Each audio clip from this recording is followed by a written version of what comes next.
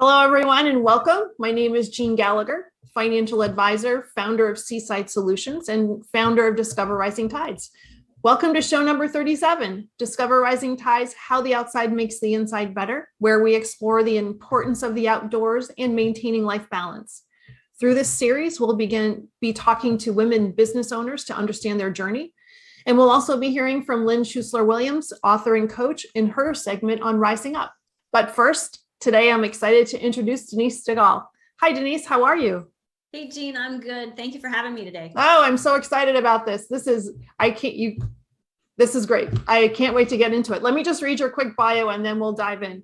Sure. So Denise is the CEO and curator of livinghealthylist.com. She has condensed 25 years of experience in studying nutrition, cooking, exercise, and coaching to help female entrepreneurs and businesswomen find a healthy, happy, and productive lifestyle that works for them. As an inspirational thought leader, her goal is to provide honest, reliable, research-backed information on health, wellness, personal development, and fun applicable in real life. To do so, Denise launched Living Healthy List, a lifestyle platform and a go-to community for the health and wellness resources you need to make changes, move forward, and create the life you want to live. So let's dive in. So let's talk a little bit about your journey and how you ended up here. So give us a little bit of background. Okay, so when I was in college, I actually wanted to be a writer. And it was one of those things like somebody said to me, well, it's really hard to get into the communication school. So you might want to think of something else. And I took that to heart. Like I took it really hard. Like, what do you mean what I want to do? I might not be able to. But, when you're 18, you listen to people. So I decided to go into health and wellness. My background is actually hotel, restaurant, business management with a focus in nutrition. So I have been cooking and feeding people probably since I was 11. So that's why when I was in college, that made sense. Like I was always doing something with food. So that's my background. What ended up happening was, I worked in restaurants, I worked in catering. I did all of those things, like kind of those traditional things. And then at one point, I was working for a medical education company where I met my husband and completely left my corporate job, moved to Rochester, Minnesota. And all of a sudden I woke up the Monday after I got married and I went, what am I going to do now? And so with my experience and my education, my background, coaching just kind of made sense. And so I started as a health coach and I got my first certification and then my next certification and all of that silliness. And then realized that as I was following all of these people, this guru talks about that and this one talks about something else. And it all got really convoluted and I even got lost, even with knowing my education and experience, knowing what to do to create a healthy lifestyle. I kind of got lost and thought, well, if I'm getting lost, other people that this is not their focus or their experience, like they've got to really be lost. So that's why one of the reasons why I started livinghealthylist.com. was to provide that information for people. Because if you go to Google, you can Google stuff and after 20 minutes, either you forgot what you started looking for, or you're so confused by the misinformation and the bits and pieces of information that you just kind of throw up your hands and go, well, I don't know what to do now.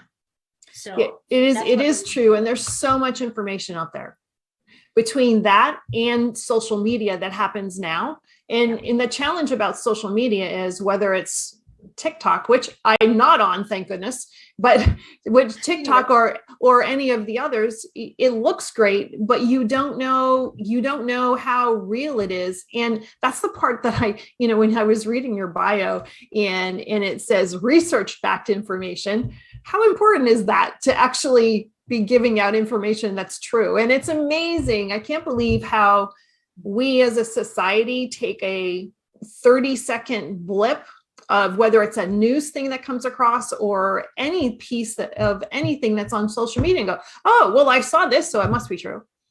Absolutely. And that also applies to things that you might read, whether, again, if it's online or in a magazine or a newspaper, there's always some angle that people are writing that from.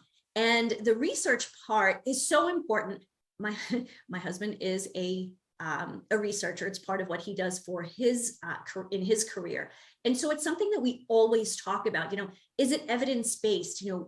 Where are the studies coming from? Who's paying for the studies?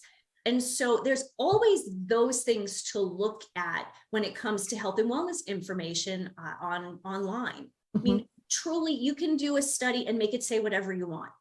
So that's where I come in and kind of step back and say, okay, who did this study? Who paid for this study? And what does it really say? So that's why I think it's really important, because, most people aren't reading research papers. They're confusing, and let's be real, they're kind of boring. So I'm fortunate that I can say to my husband, hey, this is what I think this says. Can you, tell me if I'm right or wrong? It's good to have a backboard to talk to, and that in somebody that's in the field, because you're right. It is very confusing to understand, well, this looks real, or this looks legit, and this sounds legit. And to come to find out that there are aspects of it that are just tailored for the topic that's being discussed. And for sales. Yes, because it looks pretty and it looks sexy. So it must be true. Right. Yeah. It's like everything, all of our information is Photoshopped. Yes, it's funny that you say that. I just had some photos taken recently and I was like, oh, and they weren't Photoshopped. And I'm like, that's what I really look like. So you decided you needed to get into the field of providing real information for people. How did this all evolve? When I was actually struggling with a health challenge as a woman of a certain age. I'll just leave it at that for your imagination, everybody. I started to experience things that I had never experienced before. Went to the doctor and he kind of poo-pooed what I was going through. Talked to a bunch of naturopaths and all sorts of different people, nurses, nurse practitioners, and honestly could not get a straight answer. Was this normal? Did I need to be on medication? What was really going on? And it really got to the point where finally I did, after weeks and weeks of looking online and talking to all of these professionals, I finally did find an expert who listened to what I was going through, who actually had a product to sell me right there and then, and did not. No, there's a good sign. And really, honestly, let me cry a little bit, and gave me a 2-week plan and said, okay, let's track this and see what's really going on. And truly, at the end of those 2 weeks, I was so ready to buy her product because I was noticing what was going on. I'm a big proponent now of tracking, tracking your food, tracking your sleep, because if you don't know where you actually are, you can't improve. Right. So this woman, she was a nurse with this particular company. And I started taking the product and thought, wow, I know how long it took me to get to an answer. And so I didn't want other women to have to do that, because many other women would have just kind of gone, okay, I have no idea. I'll try this, or I'll try whatever. And we spend so much money and waste so much time, taking products that don't do anything for us. Right. So that was the journey to Living Healthy List. I had actually said to my husband one day, I said, it would be really good if there was a website where you could get all of this information that was curated, that you could trust. And so he said to me, so do it. Yeah. There you go. There's your message. Wouldn't it be nice if whenever you say, wouldn't it be nice if there was, is a signal that, geez, if you don't do it, nobody else is going to. Yep. Kind of that somebody oughta ... Exactly. And so what services do you provide through the website and everything? Tell me about that. So livinghealthylist.com in itself is a resource. It's a healthy lifestyle resource. there you'll find all sorts of juicy information on things like nutrition, on supplements, should you, shouldn't you, what's appropriate, physical fitness. Then we have a group of curated list of experts. These are people who I either know myself personally, have done business with, or are referrals from some of those people. So there's a connection there and a trust factor when it comes to the experts who are on Living Healthy list. And they're available when you can read their profile, you can read blog posts from them, or you can connect with them directly from our website. So all of these pieces are there that are on the website. And there's, all sorts of fun stuff on the website. You can, connect, you can listen to my podcast, you can listen to an old podcast that I used to do, all sorts of fun things there. In addition, Living Healthy List, we're launching a new program. It's actually a new membership. And that's really to help people kind of go from the free stuff at Living Healthy List and the education gathering to the, okay, action, it's time to take action.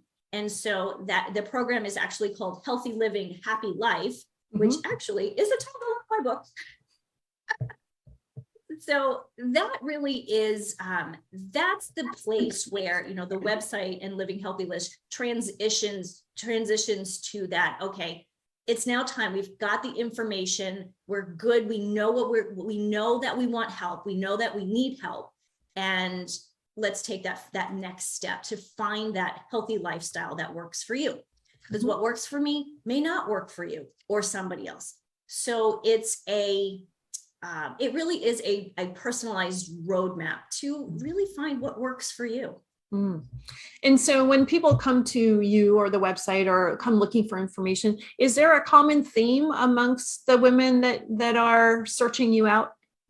First and foremost, it's weight loss.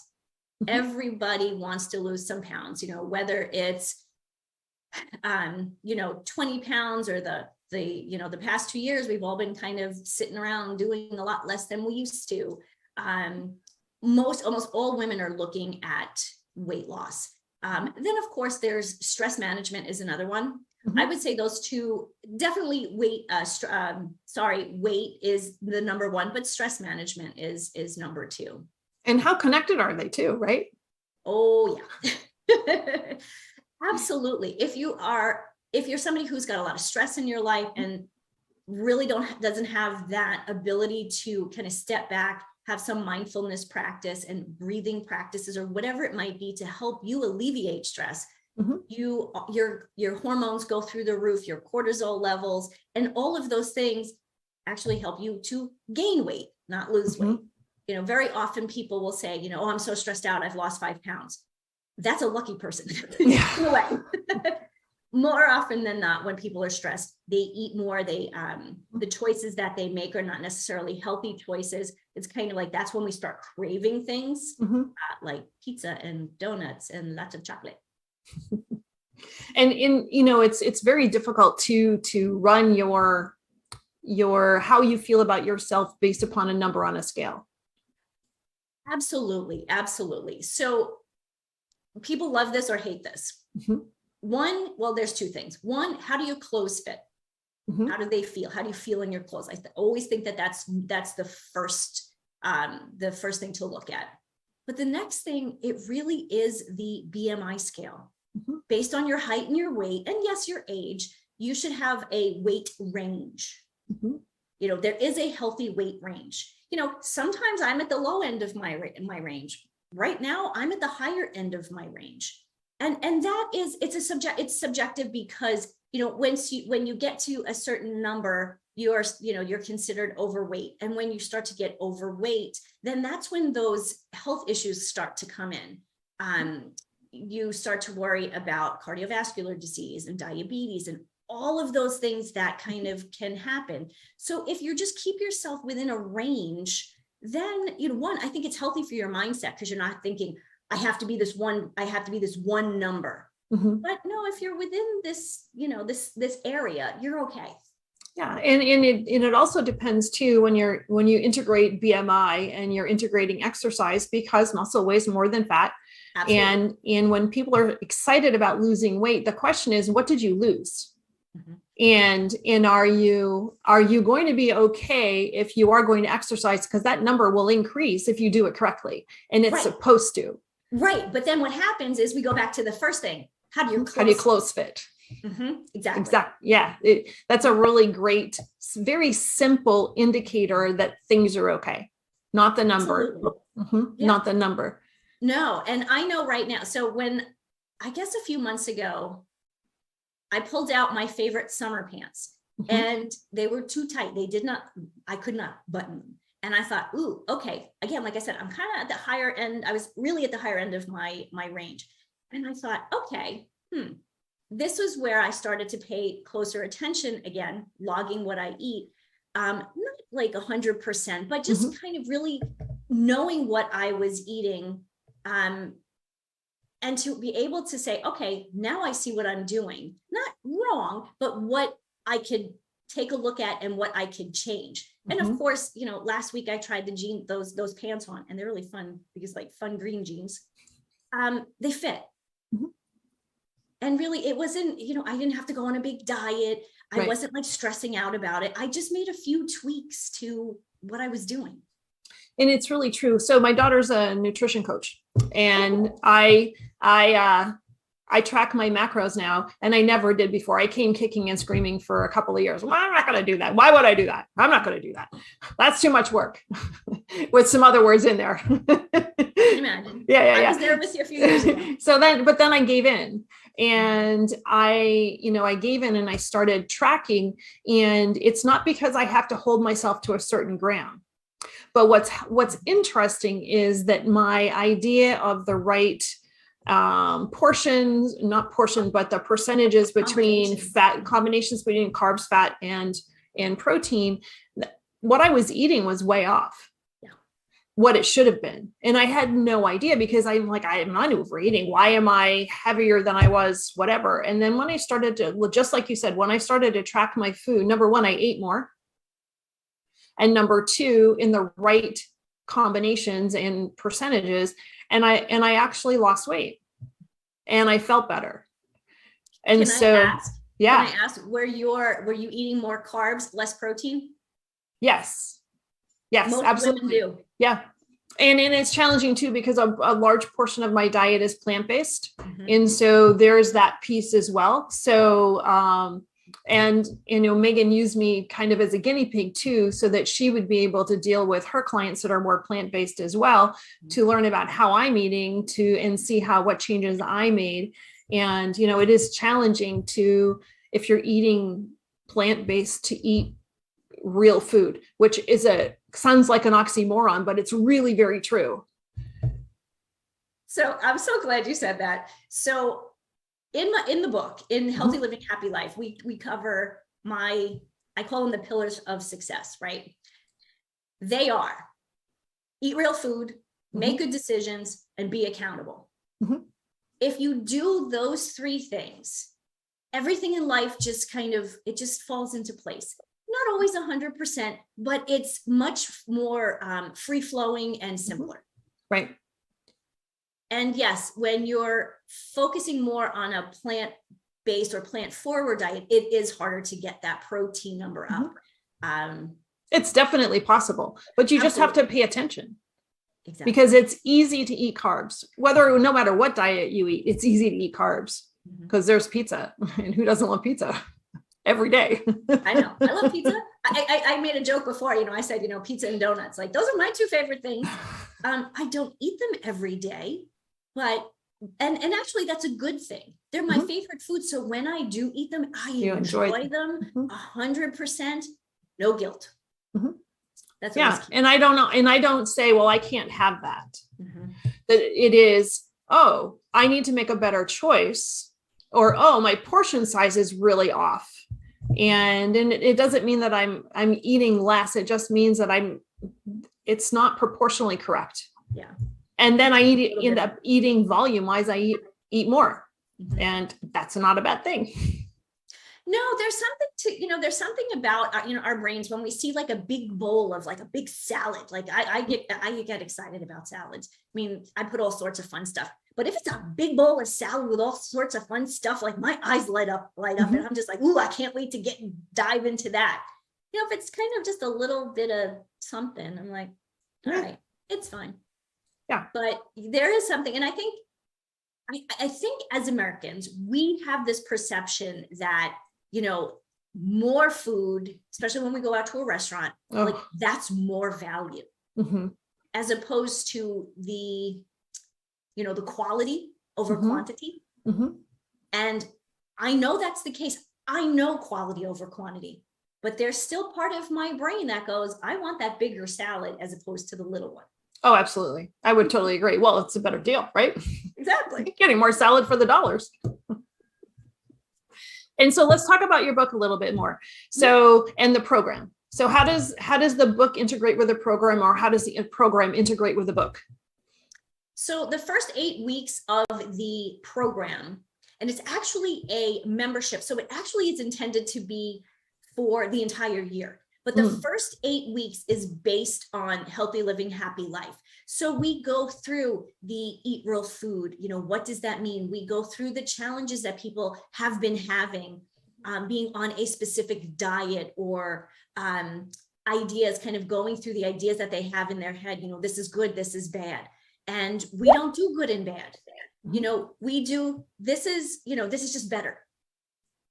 So everything from day one, from week 1 to week 8, we really do focus on each chapter of the book. The make real food, eat real food is one thing, but the decision making, some of the things that people are stressing them out and causing them to gain weight or to have trouble with their sleep is, it could be eating wise. They could be eating too late. Decision. You're sitting there, it's 11 o'clock at night. What are you watching at 11 o'clock at night? One, there's a decision. You should probably go to bed. Number 2, if you're sitting there at 11 o'clock and you're eating, that's another decision. So it's one of those things, like, and the more you start to make these good decisions, again, never bad decisions, just good and better. It kind of just starts on a really good cycle, kind of like, you get a rock at the top of the hill and it starts to roll down, and it's in a very positive way. Though if you're making not so good decisions, it's hard to get up to the top of the hill. And don't you think too that social media plays, or our phones, not just social media, but our phones play such a role into this? For me, I have to pay attention because I can be more sedentary now than I was 10 years ago, only because of the damn phone. Yes, absolutely. And time just disappears, and all of a sudden you're sitting still, you're scrolling through this thing, and you could have been doing something. Yes. One of the things that I do that's been really helpful for me is right now I stand a lot. Like I stand half of the day. And so when I'm standing, I kind of get my dad used to call it Savitas dance, but I think it's Saint Vitus dance. I move, I'm kind of moving a little bit. So one, that's burning some extra calories. And also when you're standing and kind of moving, it's really hard to look at the phone and walk around and move around.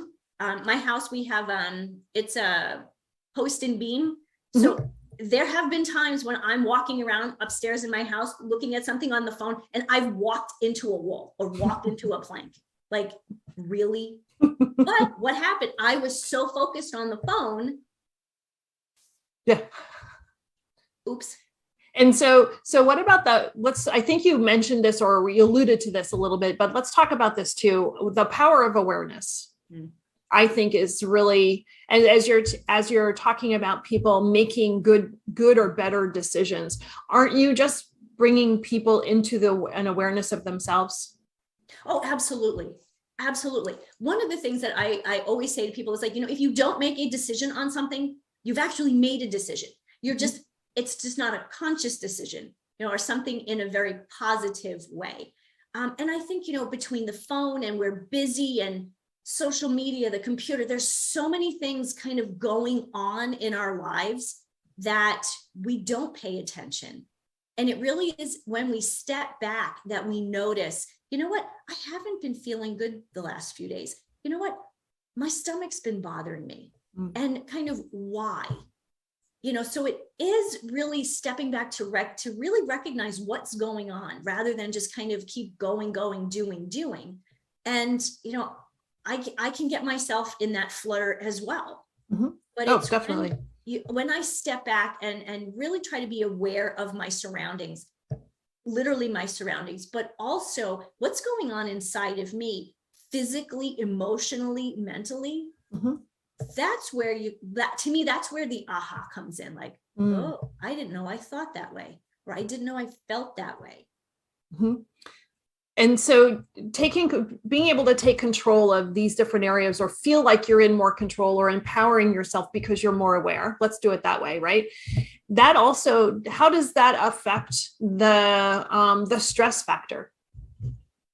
Oh my goodness. It really just takes the stress and kind of tables it, because you're saying, okay, I'm going to be in control. When you're in control, you plan better, you think things through better, you systematize things a little bit better. I'm a big fan of like the calendar management. Like, I know during the week when I'm working, what I'm doing and when.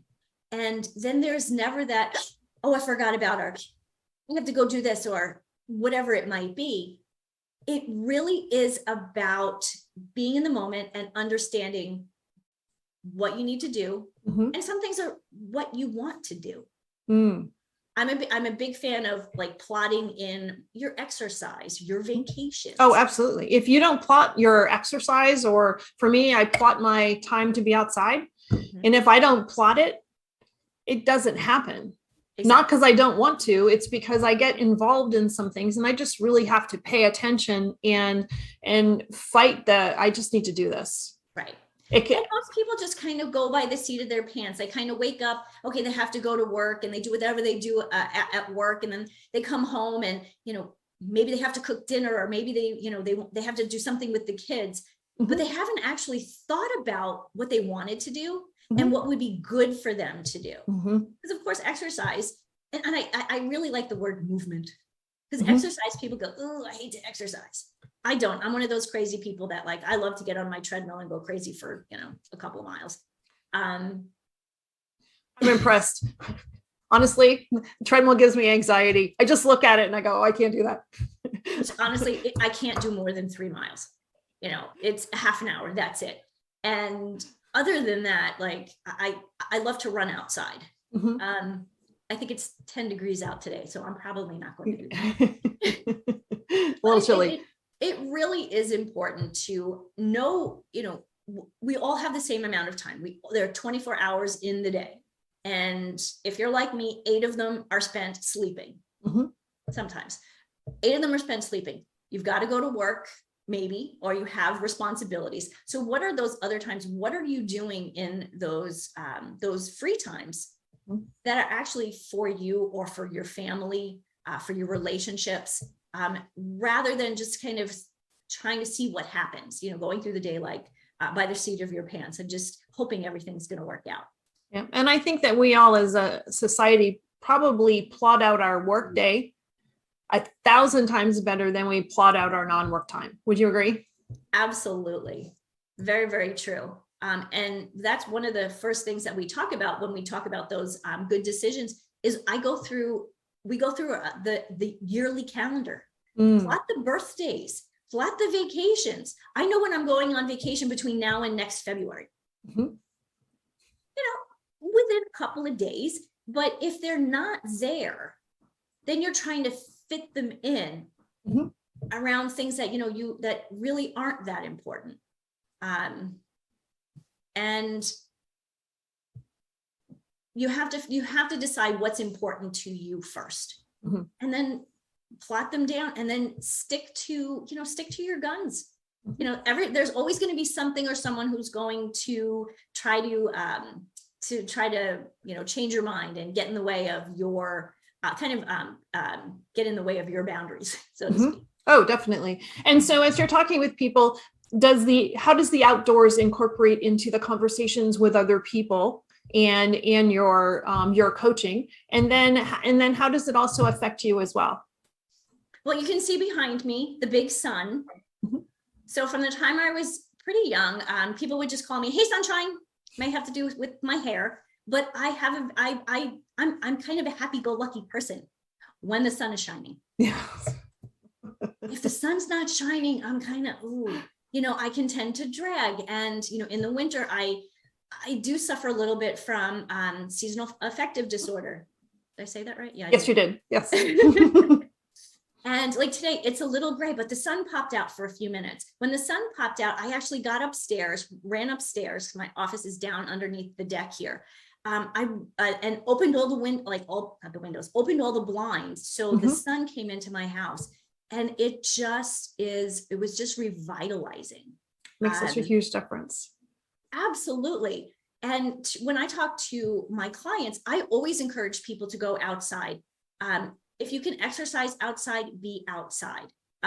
Living in Minnesota and not being from here, I'm not really an outdoor winter person.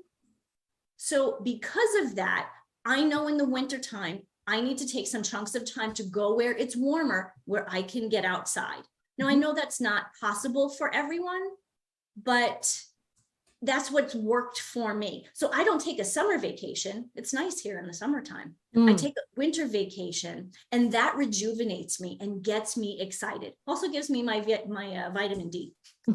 Yeah, it is important. So I'm from Maine, and so Maine and Minnesota, similar things in the winter. It could be weeks of gray, rain, gray, snow, gray, maybe a sun day here and there. And I'm in California right now, and we just went through 3 weeks of rain. I know. And one of the things that I found out that for me, that's just really important is if I know what temperature it is and I know what clothing I need to wear in order to be comfortable in those temperatures, it takes away a lot of that, oh, I can't go out, it's too cold. Oh, it's kind of wet, I can't do it. But if I know, oh, this is what I'm going to wear, it's no big deal. It changed everything for me to go, oh, well, let me just toss this on and now I'll go out, because I don't have to worry about, oh, I'm going to be cold. What am I going to do? And just identifying that simple thing made a huge difference. Gina, I think that's brilliant. I'm gonna adopt that myself. No charge. No charge. Cool. I don't know that I'm going to be really good when it's -10, but it just takes an extra layer, and it's all about buying the right stuff. Merino wool will get you everywhere. It's so true. So funny story. When I first moved to Minnesota just over 20 years ago, we landed in Minnesota. It was -9. I'm from the East Coast originally. I'm from New York. It never got that cold before. So my husband to be at the time, we got off the plane and we went to Burlington Coat Factory, and he bought me a coat that, I kid you not, covers me from head to my ankles. And I wore that coat for like the first 6 weeks I was here. And every winter I do wear it for, maybe 1 or 2 weeks when it gets really super duper cold. But what I didn't do, this is the East Coaster in me, and the girl who's coming from corporate, I did not have a decent pair of boots. I had these really cute leather boots with a really cute heel, and froze, even with that coat, froze my tushy off. The snow doesn't care what you look like. Nope, snow does not care what you look like. That second year, when I finally gave in and bought a pair of winter boots for the first time in my life, that winter was very different. And yes, I did feel that I probably did start to go outside more at that point than I had the year before, because I didn't have the right clothes. So I totally agree with you on that one. Yeah. And it is just taking away those excuses, right? So it's easy to make the excuses and not do anything. And especially if the weather's kind of uncomfortable or not perfect, but it's just so important, and it does make a difference. Well, I think too, when you think of weather, it's so unpredictable. I would say, especially living here or anywhere really, there are times when the weather is more blah than great. So, if you even it out, then you're half the year you don't go outside. That doesn't seem right. So just the energy. There's so many studies about, just that cold, fresh air, or, being grounded. Probably not going to be grounded out here right now with I think we have almost 2 feet out there of snow, But again, that's one of those reasons why I know I need to do something else and go somewhere for a few days where I can put my feet on the ground, where I can put my feet in the sand, or something where I'm grounded. And most of us forget, back in the day when we all lived in the Serengeti, I guess they say, we didn't wear shoes. We were always grounded. We were always touching the earth. And, the earth has this beautiful energy that we may not really be taking advantage of anymore, because we always have shoes on or sneakers, and, we walk around a lot on concrete. So something else to think about when, you talk about being outside is really to be part of nature and really feel grounded in nature. That connection, that physical connection is really very important. I'm not a fan of shoes. I don't have not a fan at all. No, not a fan. And outside, being outside and being barefoot is just, it always amazed me that there was a term for it now. Grounding is a term and it's a thing. And I'm like, really? Because it seems, but I'm not from the city. So I'm from the country. So it was just a normal piece, but it is important to take that moment. And for people that live in more city areas, the parks are perfect. Or just finding a quiet space with green grass and a couple of trees to make you feel better. It's amazing. Yeah, there's a great book. I have it upstairs. It's actually called Grounding, but it's actually a scientific book, which I thought was fantastic. And it really does talk about the energy piece, but it comes through the eyes of a researcher. And I thought that was really, really exciting, because so much of the things, you talk about grounding and people kind of go, ooh, woo-woo stuff, but it's not. There's actual scientific research that shows that this really is a good thing. Whether, scientific research is great, go try it, go do it. That's really how you'll know that it really works. Definitely. And one thing that I wanted to do is to circle back for just a second. I meant to ask you, and I wanted to talk to you about your referrals or your resources that are on your website. How does that work? And how do people take advantage of that? And what services, or is it all nutrition and health, or is it lifestyle and personal development? How does all of that play in? So the experts who are on Living Healthy List, to clarify? Yes, thank you.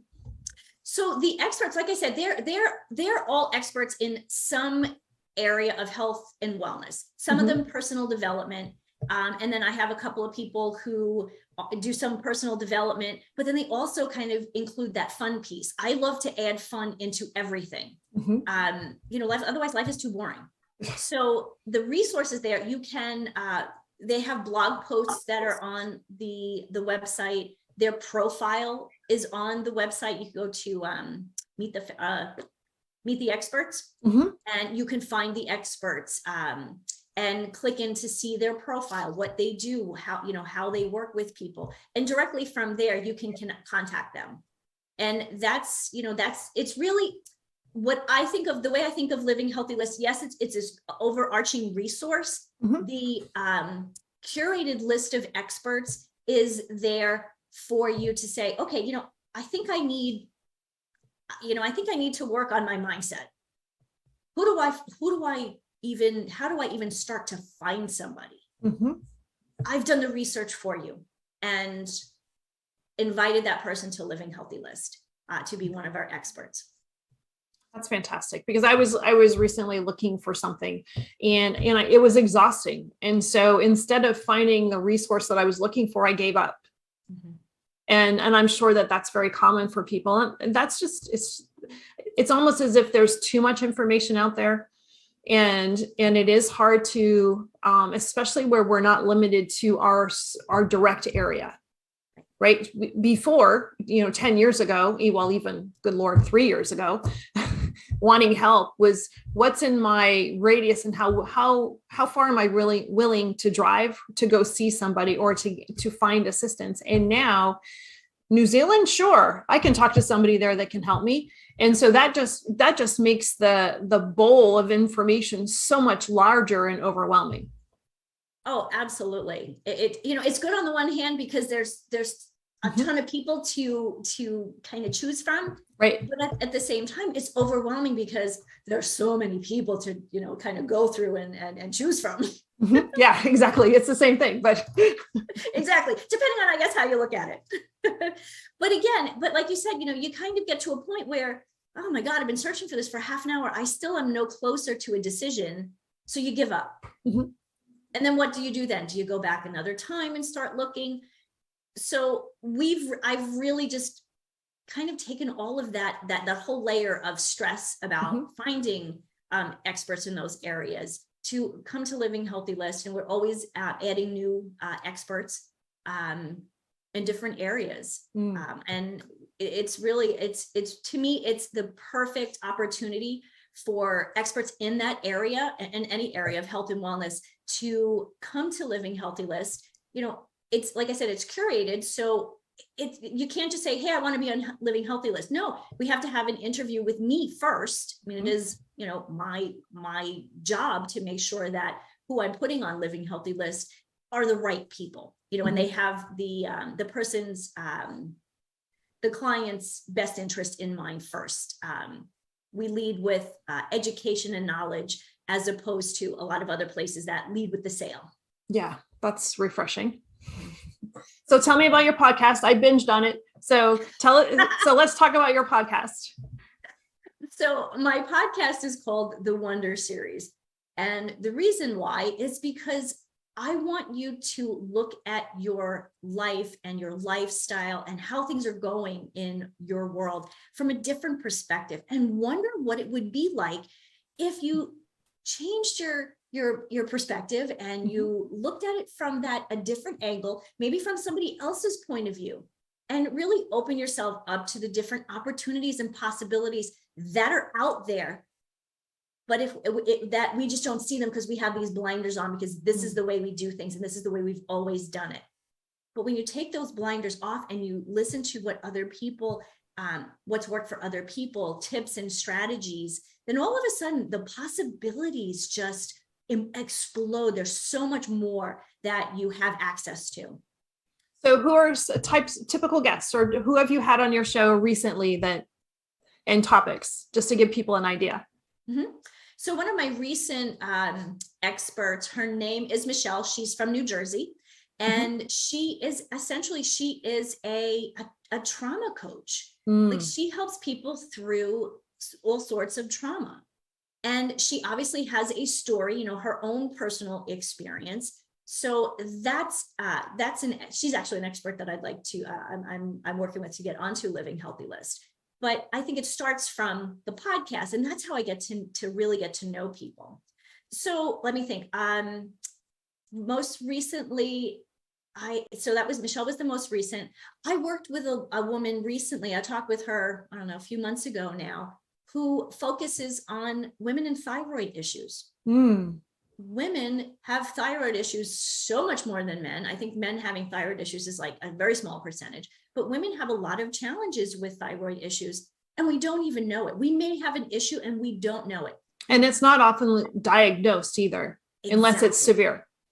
Right. And it may not be severe today, but if they picked it up today, that would be great. So it doesn't get severe. And so that was one of the conversations that I think was really, really important, because, and I pick on thyroid because my mom and several of my aunts have all been on thyroid medication for years. And they all say the same thing. Well, Denise, by the time you get our age, you're going to be on, whatever the product is. Just because that's what everybody did. So it's just, by the time you get old, you might as well take some medicine because that's what you're supposed to do. Right. But what if the issue is, so this is what I always think of with issues like the thyroid. Your thyroid isn't not working or functioning improperly because it's missing the medication. There's something else going on. And those are the conversations that we try to have on the Wonder Series. Is, what else is out there? What are the other paths we can go? Whether it's your thyroid or, mindset or, bringing more fun into life. I mean, I have friends who, just kind of go through the motions, and they always seem so blah because they're not having any fun anymore. And just little ways to bring fun into like your everyday world. That's another one of those things that we love to talk about, is bringing fun into it. And how simple and how important that really is, because we're in the grind, right? We're in the every day. It's Monday through Friday, especially if you have kids and you're working full time and it's a busy household, and then the kids have activities. It's one thing after another. It's the treadmill. And then all of a sudden 10 years goes by and you've created a habit, or even less time. Actually, and those are the women that I work with the most, because during those years, whether you're just been focusing on a career or career and family or just family, it's busy. There's a lot going on. And we do tend to take all of the responsibility on ourselves and forget about ourselves. We don't do our self-care. We may not be eating the way we actually like to eat because we're taking care of everybody else. And this one doesn't like this, and this one doesn't like that. And so at some point, the kids get old enough that they can do some stuff themselves. And then by the time they're in high school, mom is going, wait a minute, what about me? What do I even like? Who am I? And that is when so many women kind of either throw in the towel and just, this is what it's going to be like. Or the brave women go, I want more than this. There's more to life. I'm excited about what's out there. I may not know what it is right now, but I'm determined to go find what it is and what that healthy lifestyle is for me. Those are the women that I want to work with. That's fantastic. That's fantastic. This has been a pleasure. It's been really fun. Yeah. I want to thank you for being here, and let everybody know where they can find you. Absolutely. Easiest place, you can find me on Instagram, on LinkedIn, on Facebook, at Living Healthy List. And of course, at my website, livinghealthylist.com. Fantastic. Denise, I want to thank you so much for being with me today and talking about everything. I think that we could probably do this for another hour. There's so much out there that you do and how you help women. And I want to thank you very much for your time today. Absolutely. Thank you for having me. This has been a lot of fun, Jean. Good. Hi, Lynn. Hi, Jean. So happy to be here. Oh, as always, I'm so excited to have you here and looking forward to your message today in today's segment of Rising Up. Well, a few weeks ago, Jean, we talked about the colors in nature and how they really can inspire us and lift us up to get energized by noticing all the different colors and landscapes around us. Well, recently, I kind of tuned in to another sensory element in nature, the music of nature. So here in Kentucky, where I live, this time of year, the nature is kind of screaming at us with all the beauty and all the stuff. And I was sitting on my front porch recently, and that's when this music of nature kind of hit me. It was just beautiful. There was rain, there were birds, there was and I live in an urban environment, even with the sounds of the city, the wind, the bees, the bugs, it just was all around me. And so amazing to kind of tune into, and, in an urban environment, to be able to walk out my front door, sit on my porch and get that renewal, get that connection to what's going on with the power and the energy of nature was just phenomenal. And, when I talked about color, it's easy to take color for granted. It's easy to take the sounds around us for granted. It's easy to take nature for granted if we're, so busy in our lives. So I just really want to encourage everyone to think about how you're going to plug in to what nature has to offer you, whether it's color where you are, sounds, the music of nature. Just let's tune in a little bit, Jean, and see what we see and get curious about what that has to offer us to help us rise up. Oh, Lynn, I love that. And it's so easy to do. And in all of these outdoor activities, everybody feels like they have to have the best shoes, the best equipment. And all we need to do is just to step outside. Right. And listen, we have everything that we need to make the inside better. That's it. That's it. Thank you so much for listening today. Today's show was sponsored by Seaside Solutions, my financial services company. As a business owner, it's easy to be pulled in many different directions, and often taking care of yourself plummets to the bottom of the list. For me, I find myself outside to reground. My time outdoors helps me manage my day more effectively and be more present for my clients. Through this, Discover Rising Tides was born. At Seaside Solutions, we truly believe that education is the foundation of financial wellness. Our primary focus is to provide guidance that is designed to help you achieve your long-term financial goals and visions. Working with a plan allows space for doing more things that you love, like being outside to make the inside better. If I can help you create or realign your plan, or if you would like to be added to my weekly newsletter, please let me know. This week's topic was 5 ways to set more achievable goals. Your referral means the big, beautiful world to me, and if I can help, please let me know. And thank you so much for listening, and see you next time.